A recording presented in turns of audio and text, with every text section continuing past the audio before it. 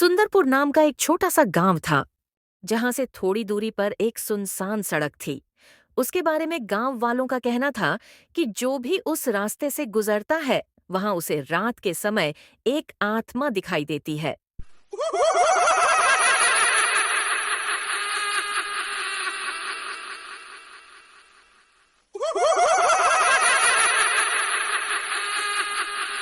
रमेश एक शहर में नौकरी करता था और हर महीने अपने गांव आता था। एक दिन जब वह देर रात गांव लौट रहा था, तो उसे उस सुनसान सड़क से पैदल गांव जाना था। वह बहुत डर गया, लेकिन उसके पास कोई और रास्ता नहीं था।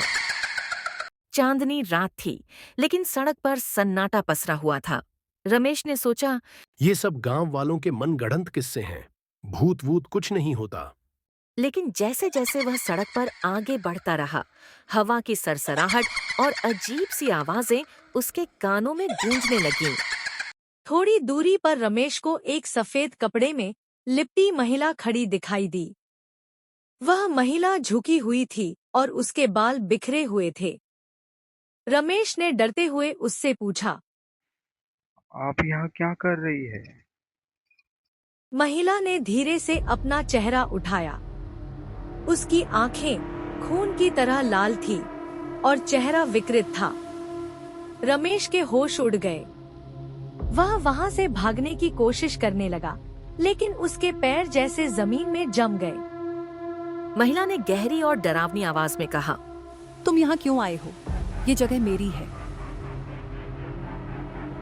रमेश ने कांपते हुए कहा, मैं बस अपने गांव जा रहा हूँ, मुझे जाने दो। महिला ने गहरी और डरावनी आवाज में कहा, तुम नहीं बचोगे। यहाँ जिसने भी कदम रखा है वह वापस नहीं लौटा। रमेश ने कांपते हुए कहा, तुम्हें जो चाहिए वो मैं तुम्हें दे दूंगा, पर मुझे यहाँ से जाने दो। महिला ने शांत होते हुए कहा, तुम मुझे वचन दो, इसके बाद इस सुनसान सड़क से इतनी रात को तुम कभी नहीं गुजरोगे। रमेश ने वचन देते हुए कहा, मैं तुम्हें वचन देता हूँ कि आज के बाद इस सुनसान सड़क से मैं कभी नहीं गुजरूंगा। उस घटना के बाद रमेश उस रास्ते से कभी नहीं गुजरा।